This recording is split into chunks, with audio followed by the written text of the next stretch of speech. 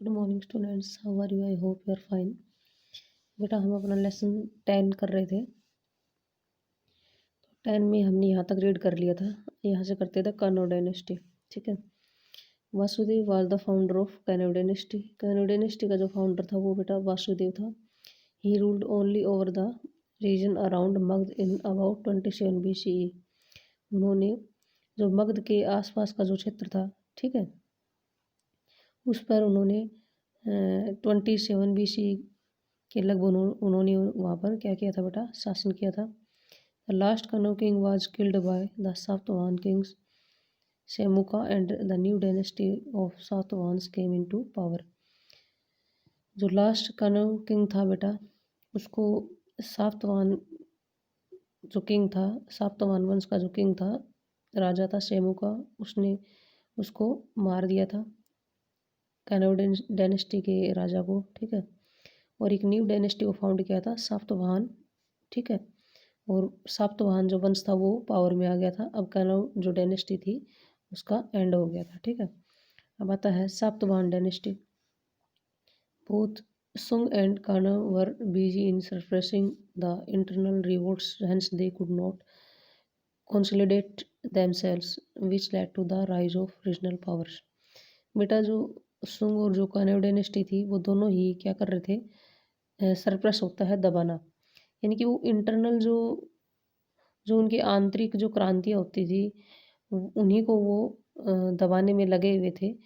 और इसलिए वो जो उनके क्षेत्र के आसपास के जो पावर्स थी, जो भी राजा थे, ठीक है, जो भी किंगडम्स थे, ठीक है, उनको वो क्या नहीं कर सके, अपन इकट्ठा नहीं कर सके। और इस तरह से जो आसपास के जो क्षेत्र थे वो क्या हो गए बेटा, राइज हो गए। One of them was Satavahanas. The most powerful ruler of the Satavahanas was Gautamiputra Satakarni. उनमें एक जो मोस्ट पावरफुल जो शासक था सातवाहन का वो था Gautamiputra Satakarni. They set up their power in the upper Godavari valley. उन्होंने अपनी पावर को गोदावरी वैली के ऊपरी हिस्से पर उन्होंने अपनी पावर को सेटअप कर लिया। Gradually the Satavahana extended their power to Karnataka and Andhra. और धीरे धीरे, ग्रेजुअली होता है धीरे धीरे, उन्होंने सातवाहन जो वंश था उन्होंने अपनी पावर को कर्नाटका और आंध्र प्रदेश तक भी फैला लिया। ठीक है। अब आता है the Satavahana kings were called the lords of the Dakshinapatha. जो सातवाहन किंग थे वो दक्षिणपथ जो उस समय क्या था बेटा, जो पूरा साउथ इंडिया था, ठीक है, उसको दक्षिणपथ बोलते थे। ठीक है। तो उस क्षेत्र का सातवाहन जो राजा थे उनको दक्षिणपथ का क्या बोला जाता था, भगवान बोला जाता था। ठीक है। The capital of Satavahana was Paithan in Maharashtra. Satavahana वंश की जो किंगडम था, ठीक है, उसकी बेटा कैपिटल जो महाराष्ट्र में पैठन पड़ता है वो उनकी क्या थी, कैपिटल थी। ठीक है। They had trade links with Roman empire. उनके ट्रेड जो संबंध थे वो रोमन एम्पायर से थे बेटा।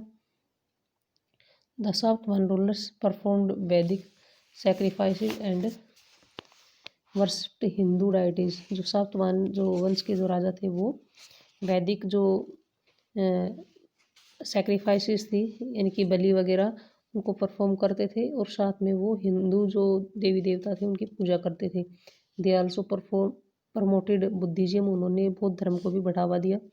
दे were responsible for the construction of many rock cut temples and monasteries in Maharashtra. और महाराष्ट्र में बेटा काफ़ी जो चट्टानें हैं उनको काट करके टेम्पल्स उन्होंने बनवाए, उनके लिए वो रिस्पॉन्सिबल थे। साथ में उन्होंने बेटा काफ़ी मोनास्ट्रीज, मैंने आपको बताया था विहार, उन्होंने काफ़ी विहार बनवाए। ठीक है बेटा। अब आता है बैक्ट्रियंस और सेक्थियंस, और उसके बाद आता है बेटा कुषाण्स एंड पार्थियंस, इंडो ग्रीक सक्स और पार्थियंस, कुषाण्स, ये सारे क्या थे बेटा, ये क्या थी, सारी ट्राइब्स थी। ठीक है।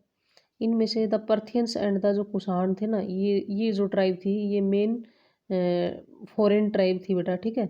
जो कि इंडियन सब कॉन्टिनेंट में एंट्री हुई थी। ठीक है, ये जो मैंने बेटा आपको रीड करवाया है, ये आपको अच्छे से रीड करके और इसमें वेरी शॉर्ट क्वेश्चन आंसर आपको फाइंड आउट करने हैं। थैंक्स बेटा।